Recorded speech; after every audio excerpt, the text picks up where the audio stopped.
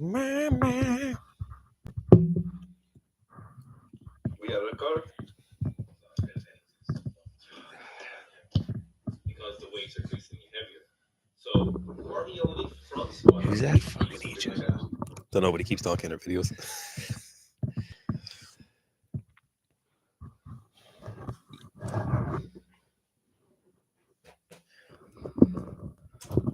Just a quick outfit change while I print it.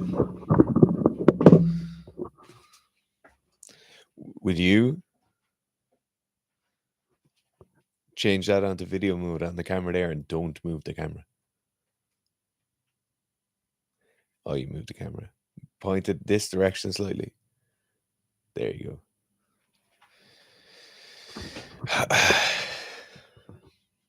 It's just me on my own. Gareth is changing his jeans.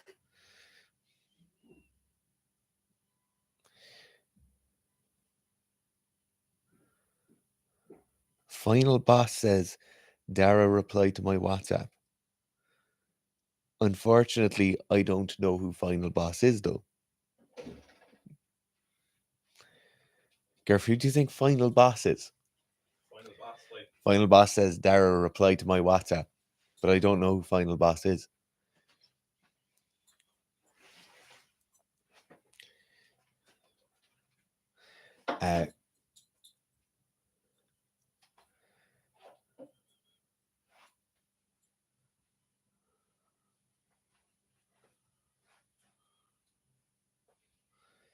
Then Final Boss says, read backwards.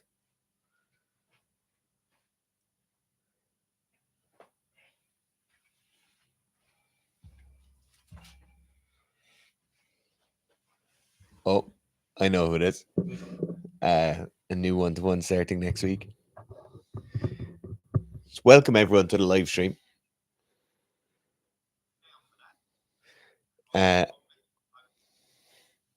always, it would be great if you could like the stream, like it, subscribe to it, whatever it is, and get your questions in as early as possible. We have to be gone a bit early today, so we have around 40 minutes, 45 minutes to go through.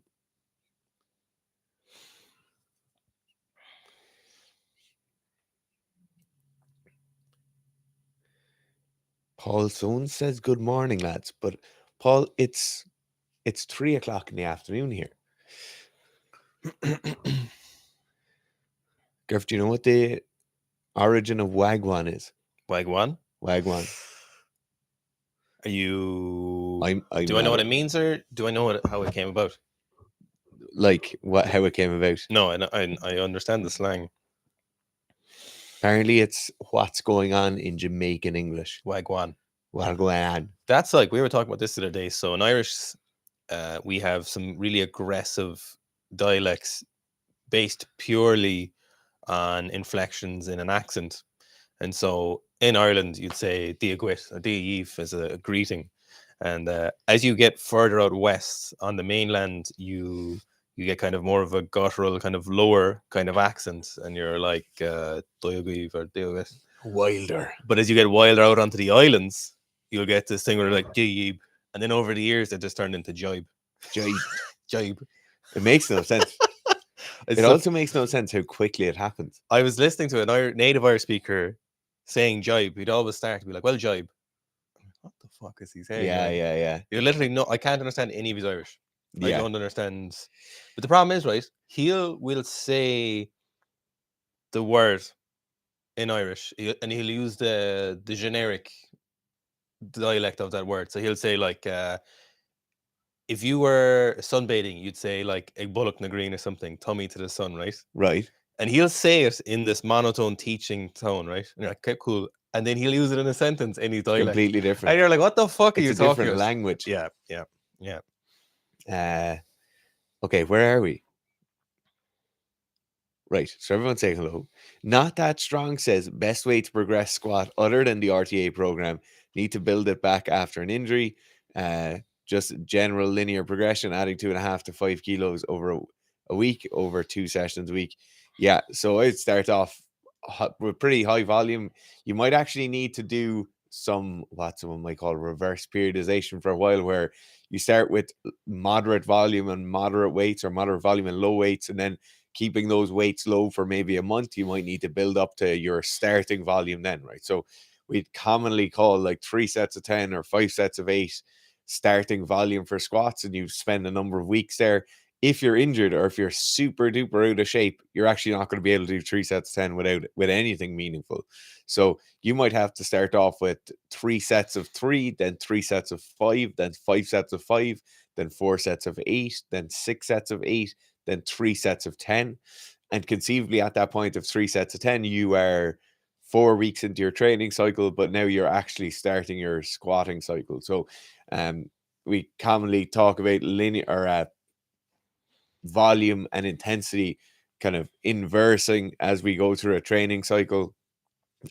You might actually have a slightly different weave in that volume line, where rather than it just dropping straight down over the course of a training cycle, would initially build up and then drop straight down over the course of a training cycle. So that would be my little 2 pence on that.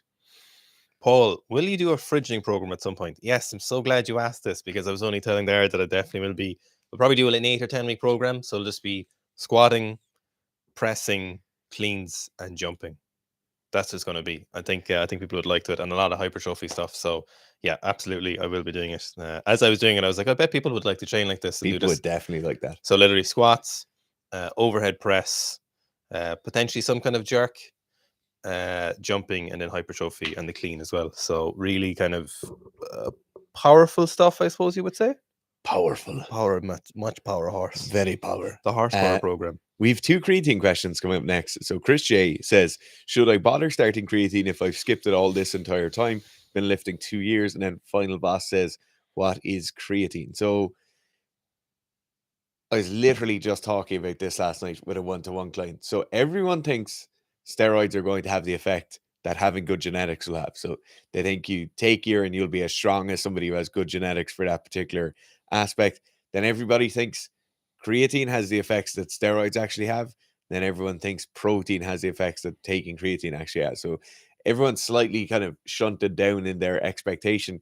Creatine works and it's effective. It will give you a few percentage points on your maximal power output, or your power output during those 10 to 15 second kind of max bursts of effort. So if you're a sprinter, a bobsledder, a rugby player, a soccer player, creatine's very effective. What taking exogenous creatine or taking creatine in supplement form actually allows you to hold a larger pool of creatine within the muscle tissue, which then allows you to be more explosive for a little bit longer.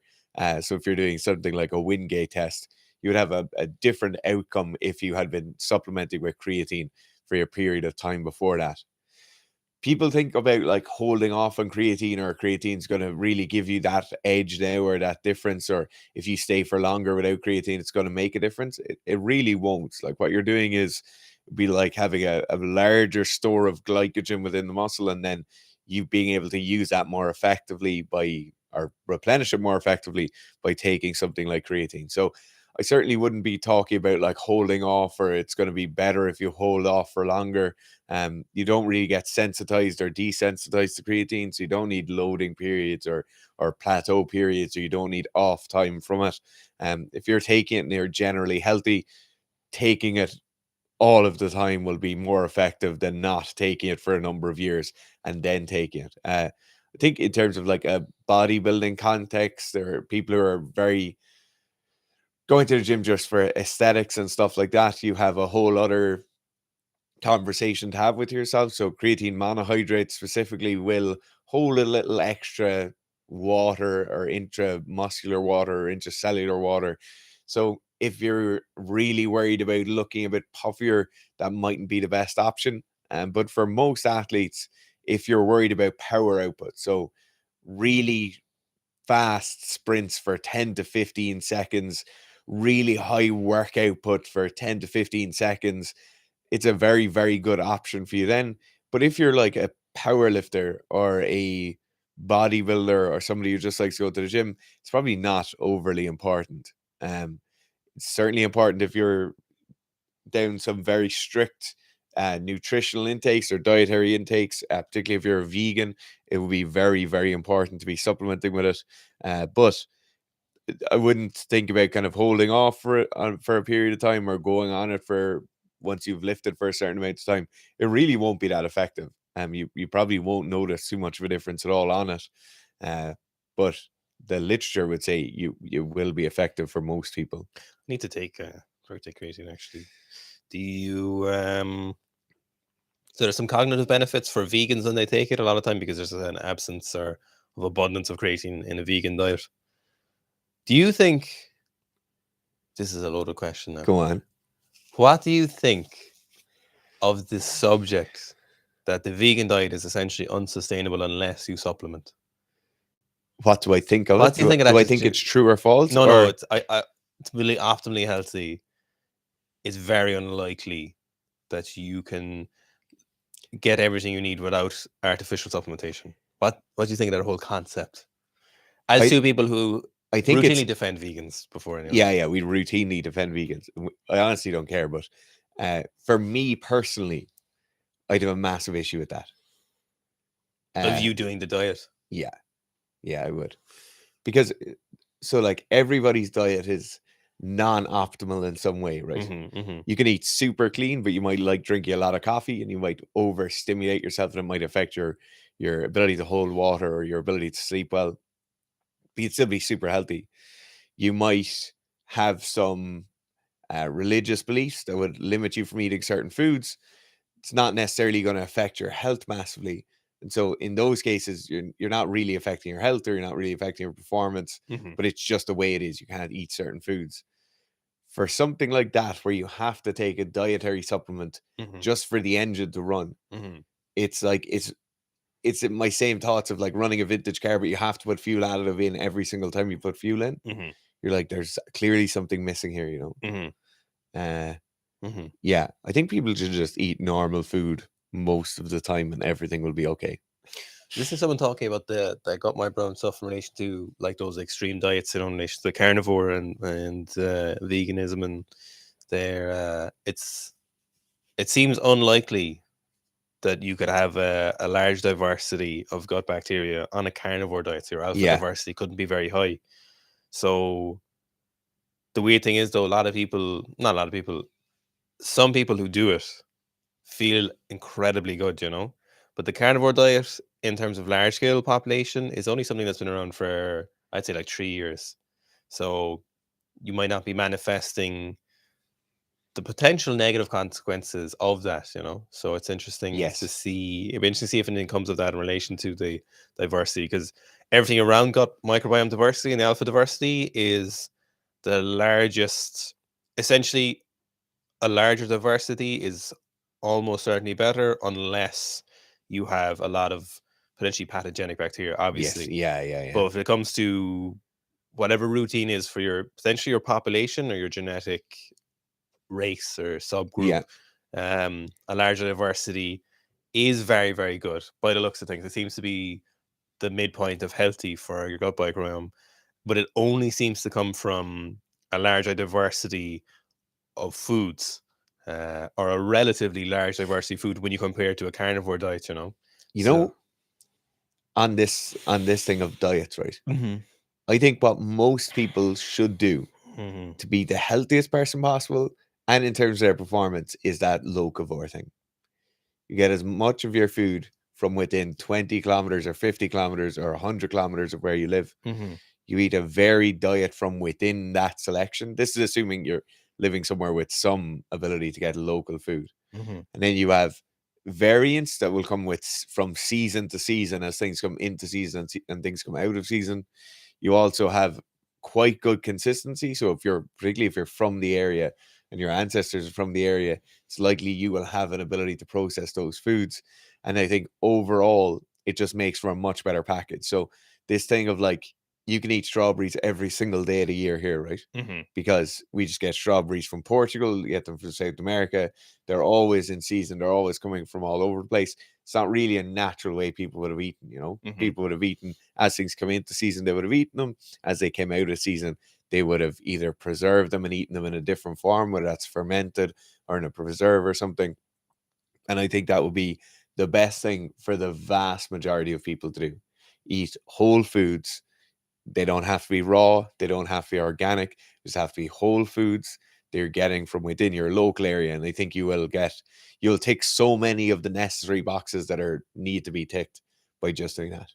See, the thing that gets me in terms of the diversity, though, is that while like hunter-gatherers implies that there was a large amount of abundance of stuff, but if you look at Ireland, there's very minimal in terms. But I'm talking about abundance now. Yeah, but I'm talking about how we Yeah, develop. They're not different now in the last 1,000, 2,000 years, 3,000 years.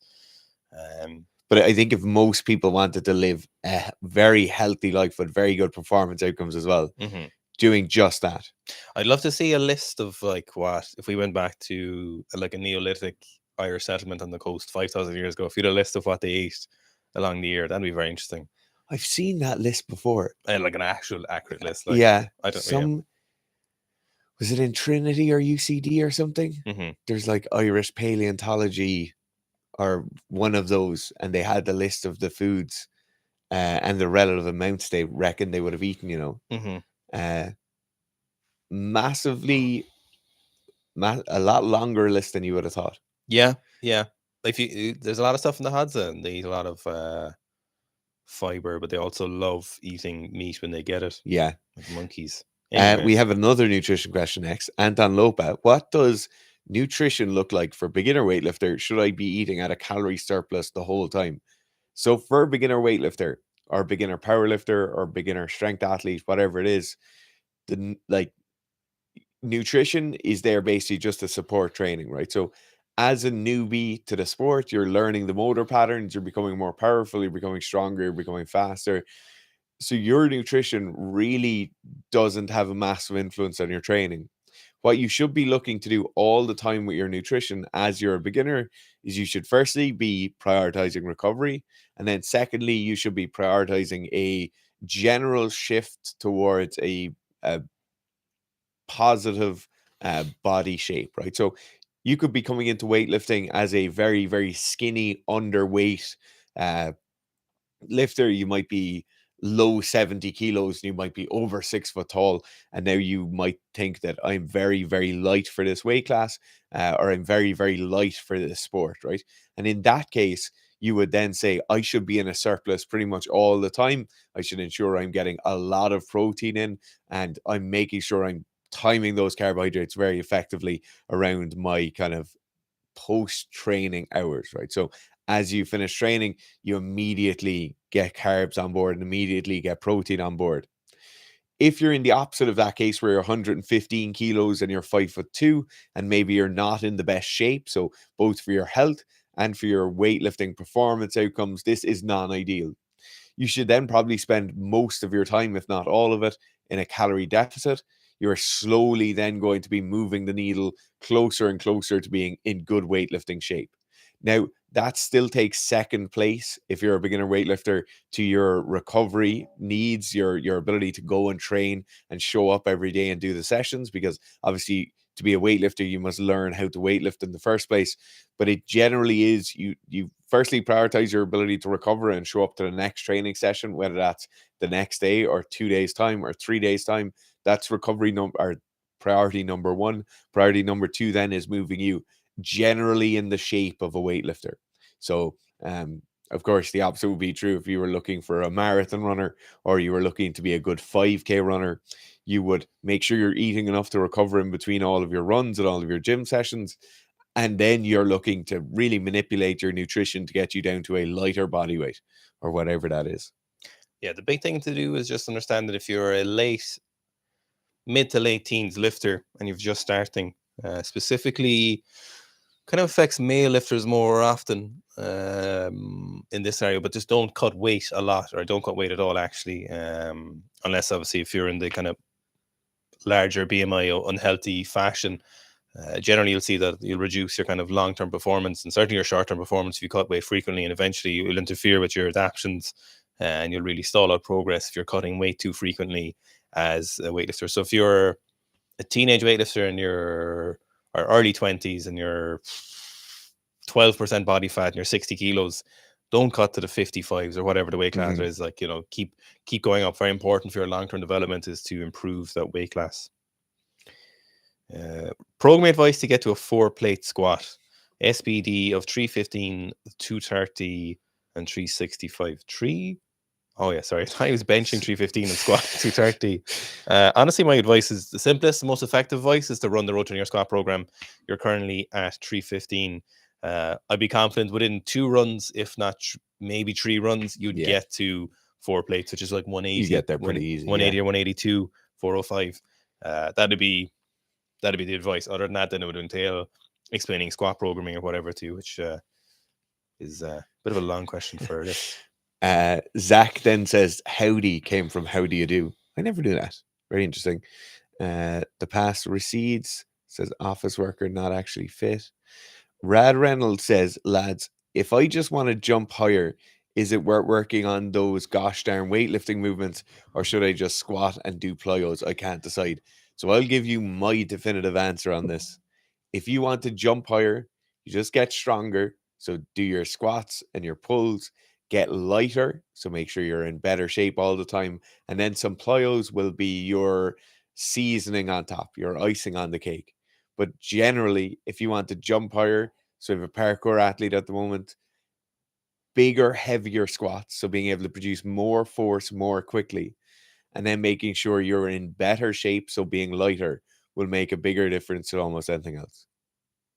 Yeah, it seems like the best answer is to get stronger in terms of rate of force development, and then do your sport specific work, or in this case, your sport specific activity is jumping. So I wouldn't bother with the weightlifting movement. You can do them if you want to do them, but more productive would be a bigger squat at the same body weight.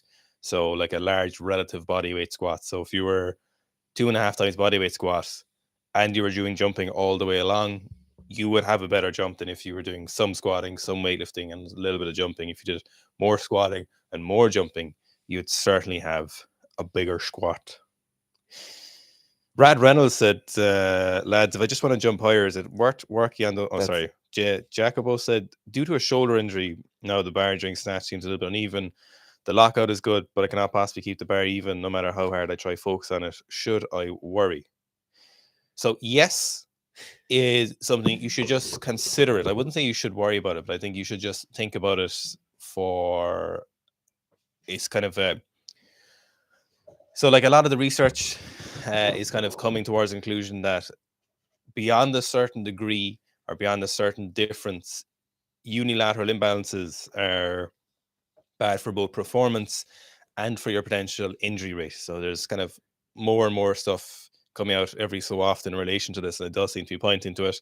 And as a logical thought experiment, that would make the most sense. That makes sense that would happen. That one side, whether it be more mobile, whether it be more coordinated, whether it be stronger, would eventually take more of the load and get injured easily, or vice versa, depending on your particular makeup.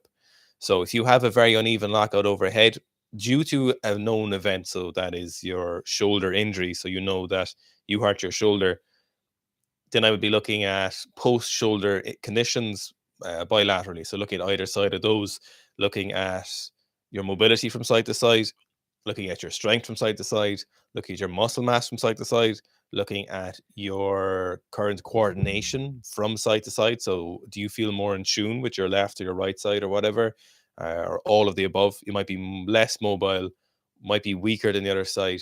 You might have less affinity with that particular side, and now you develop this kind of habit. So I would certainly investigate it for sure.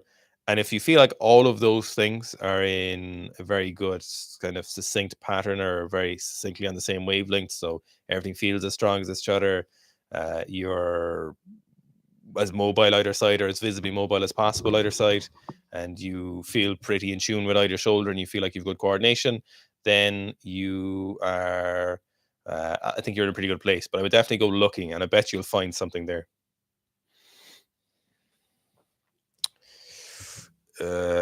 Big Mick says, good afternoon, lads. I'm 6'2" powerlifter doing only low bar squats. Should I incorporate some high bar squats in my training, even though I will only ever low bar squat in competition? Yes, absolutely. So for most low bar squatters, you would be best served spending a vast majority of your year pushing your high bar back squat. So the high bar back squat will be a much better training tool. It'll be a much better way of you training without the risk of injury. You'll be able to accumulate more volume at more meaningful percentages than using the low bar squat. So low bar squat is a great competition tool in the same way where the sumo deadlift is a great competition tool. They both allow you to lift more weight for a smaller range of motion, but they're not the best training tool. So in the same way where you'd be able to bench press onto a block in your chest, more weight, and that would be a more favorable outcome in competition. Obviously, bench pressing more weight onto a block in your chest is not a better training tool because you've less range of motion. It's just worse. You don't get the training of the stretch shortening cycle. So all of these things lead you towards the high bar back squat being more useful. Now, depending how much of your year you want to dedicate to the high bar versus a low bar, that really depends.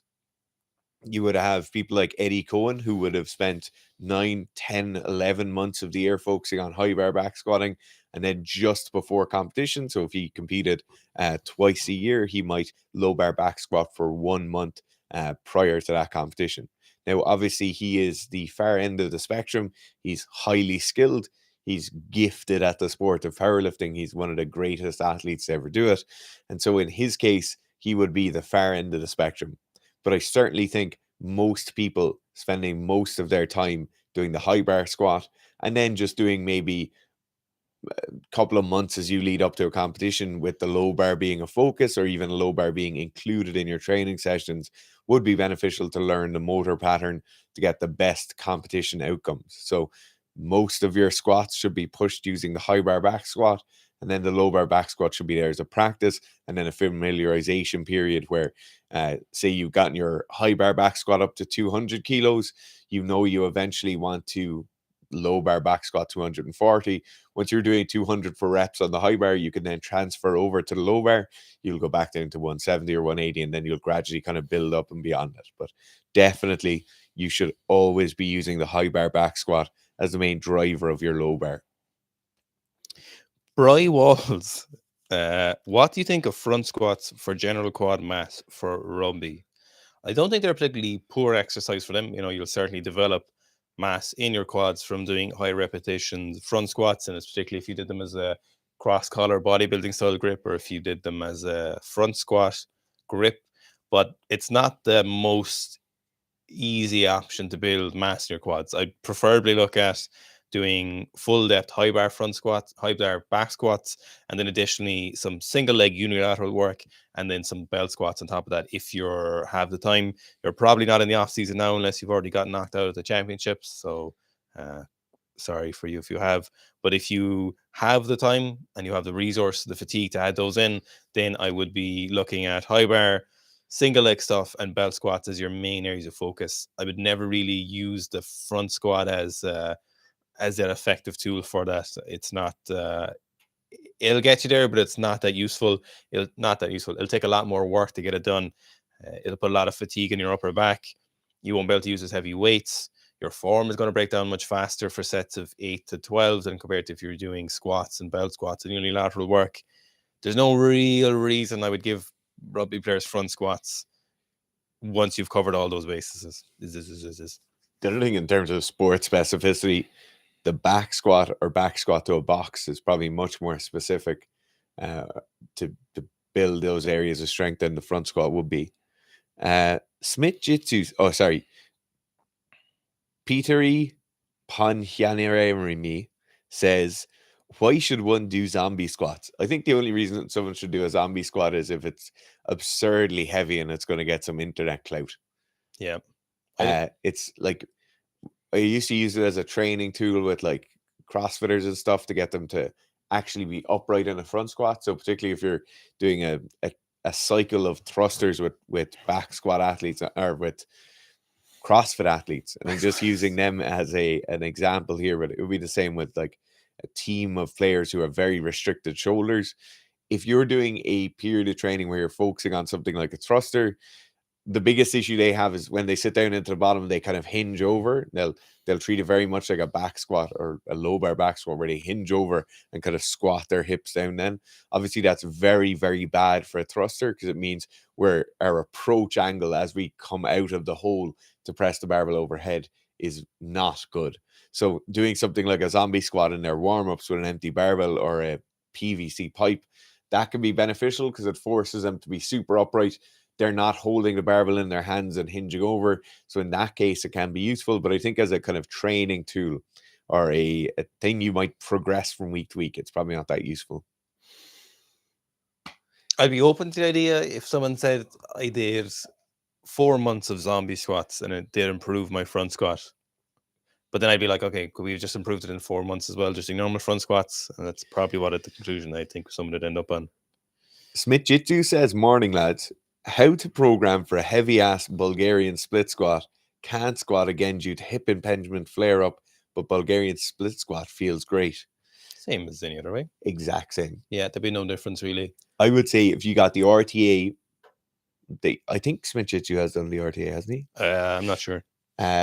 If you had reps and sets like that, so, and then you put each leg after the reps number, and you were very conservative with your initial weight.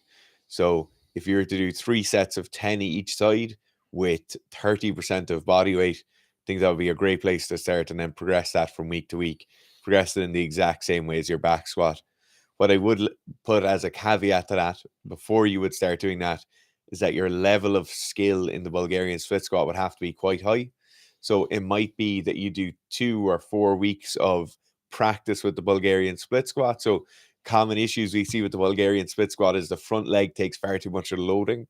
You see people really leaning out over the front leg, their kind of torso rounding over the front leg, the heel on the front foot wanting to leave the ground. All these things are common faults you'd see a lot, because a lot of the time our hip flexor on the back leg is too tight. We then don't allow ourselves to sit down in a vertical position, and that can lead to a kind of non-ideal split squat position where we kind of bump forward up out of the hole. So first, make sure you're in a good position, but after that, and obviously make sure there's no major imbalances from side to side. But once that's done, you just progress it like normal squats. Yeah, I'd be interested to see. It's interesting to see if that becomes a thing, because there seems to be more people doing it lately. D says, and there's a picture of a house. What do you think? What would be the best exercise for hamstrings for someone who can't do hip hinge movements? So probably Nordic falls are Nordic falls are probably your best option there. So you're not hinging the hip, so you're just maintaining a relatively straight quads to kind of upper body line. So that should eliminate whatever issues causing the hip hinging. So maybe a lower back injury, I suspect. Then following that, then I'd be looking at lying hamstring curls, preferably on a machine if you have the option, but not always the option. So banded will do just as well. And then I really like those lying curls for getting volume, because a lot of the time the Nordics don't. The Nordics are too heavy, too fast. Yes, yeah.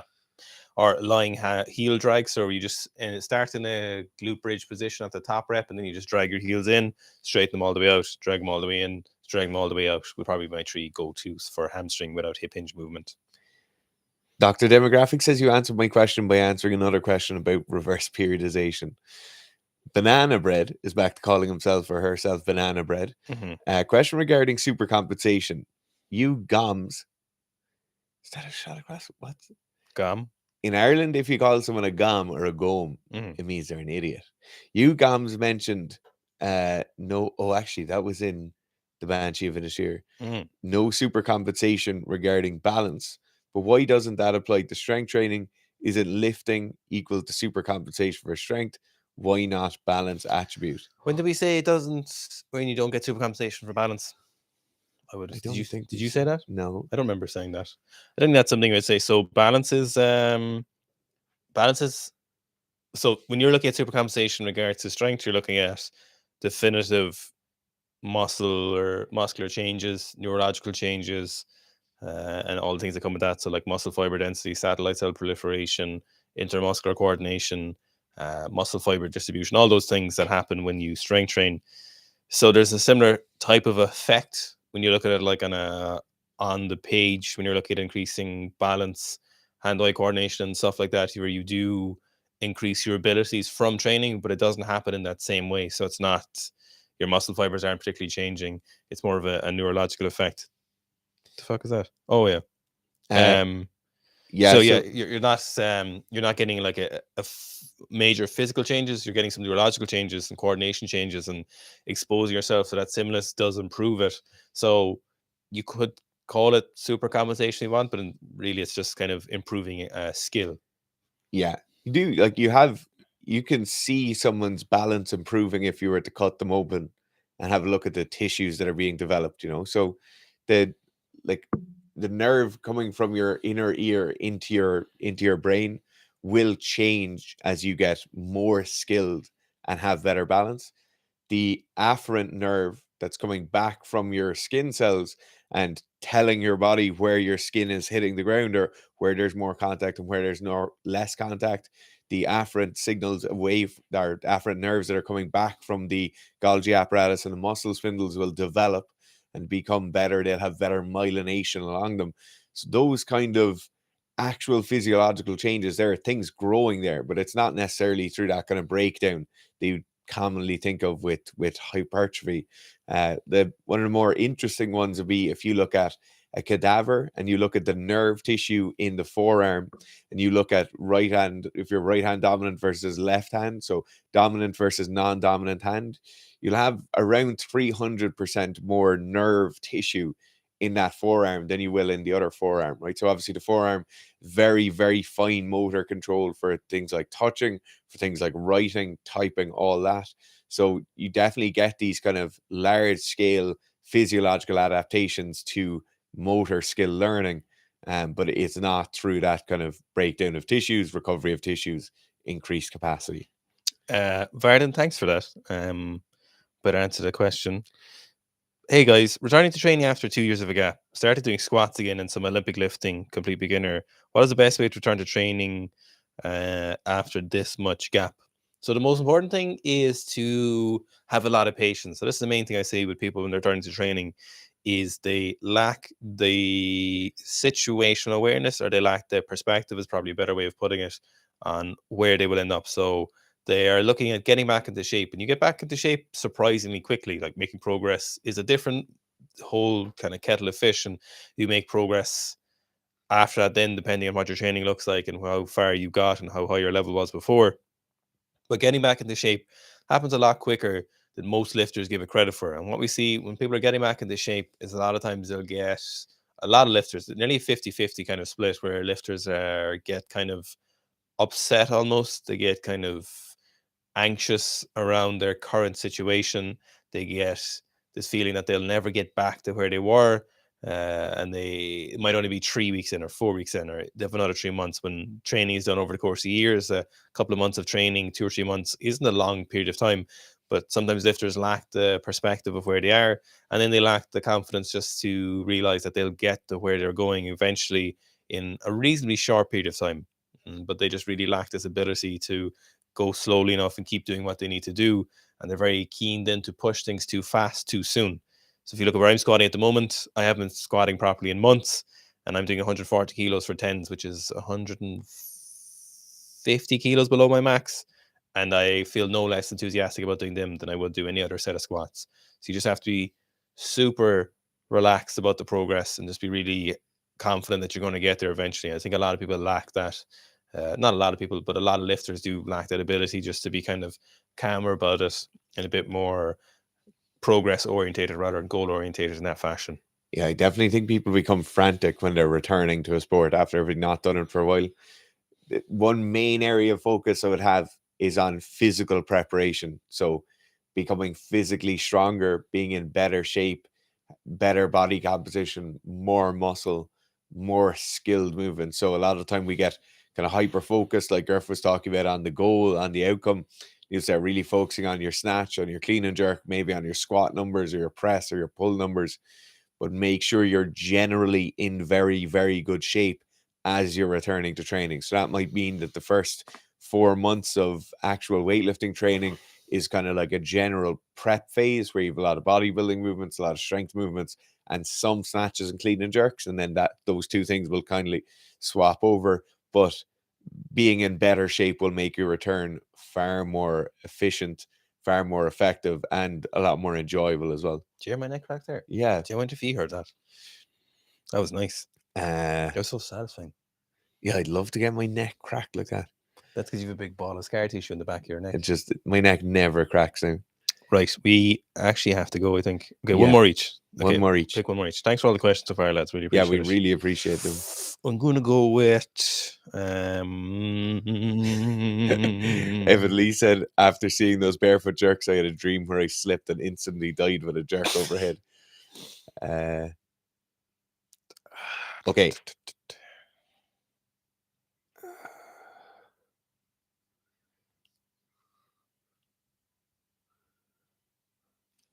I'm going to answer Lucas De Movio.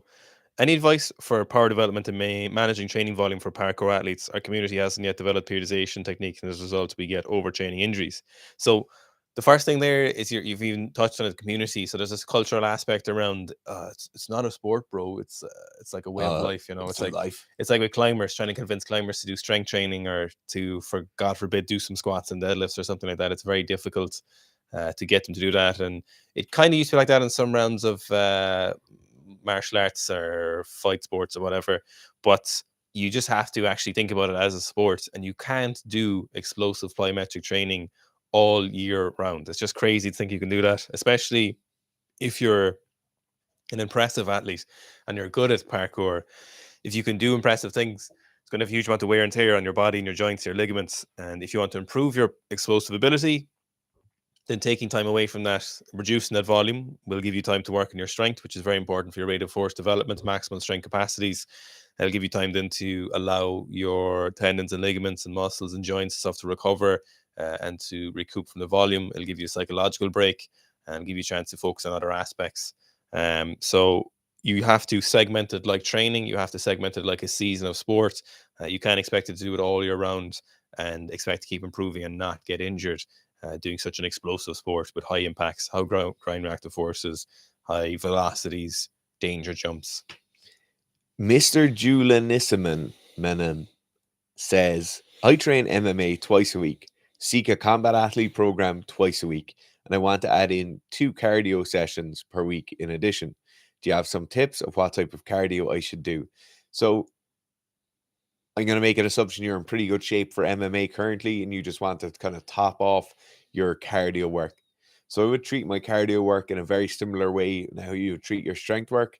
I would start with quite high volume, slower speed, slower intensity cardio work to start.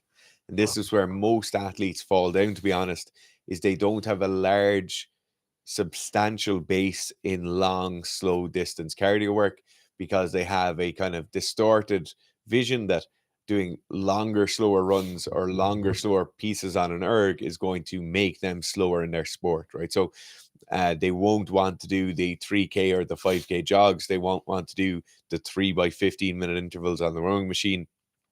But these things are massively important for all athletes. So having a strong aerobic base is your main base for all training, whether that's strength training, speed training, power training, whatever it is.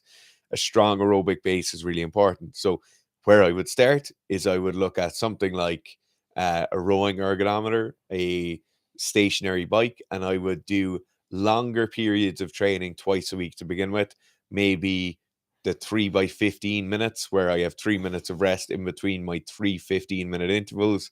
Maybe you might just do 40 minutes to go as long as you can on the bike or as far as you can on the rowing machine. And that's a very good base start point. Then you would gradually transition into faster or higher work output pieces. So if you're using a rowing machine, it might be 4x2K on the rowing machine. It might be 10x1K or 10x500 meters on the rowing machine, with a gradually decreasing rest period in between each one. Then once you've reached an appropriate level of kind of moderate output, high power pieces, you would then increase your rest periods So your speed you can do in each one is better. And then when you've that increased rest period, when your speeds are higher, you can gradually drop down the volume. And you could start doing the classical kind of high intensity interval pieces where you might have 250-meter repeats on a rowing machine or on a ski erg. You have 1 minute of rest in between each one, or 2 minutes of rest in between each one. And your focus is on maximal kind of that kind of heart exploding cardio. That's where you can hear your heartbeat in your ears for a couple of minutes after you stop. Varden and Josh gave us money as well, for fuck's sake. Josh, thanks very much, guys. We really appreciate it. I'm squatting 220 and I really want to squat 230, but I'm pretty frigid being 100 kilos at 165 centimeters. Is that Okay. 5'5"? I don't know. 5'6"? What is the best way to cut body fat and gain strength? Honestly, no, I know we joke about this a lot, but the only way you'd feasibly do that is taking gear. But you could squat 220 if you can do 220, you can do 230. Yeah. There's bands of progression that you can do that are feasible. If you're like, I'm gonna go from 220 to 270, I'd be like, okay, look, this is a different realm. But if you can squat 220s, you can do 230 essentially. So you should need to change your body composition to get there. Now, you might want to do that and get there. That's not really possible in the absence of a very heightened anabolic environment, which obviously is entirely up to you to do. But doing that without additional performance enhancing drugs would be near as practically impossible.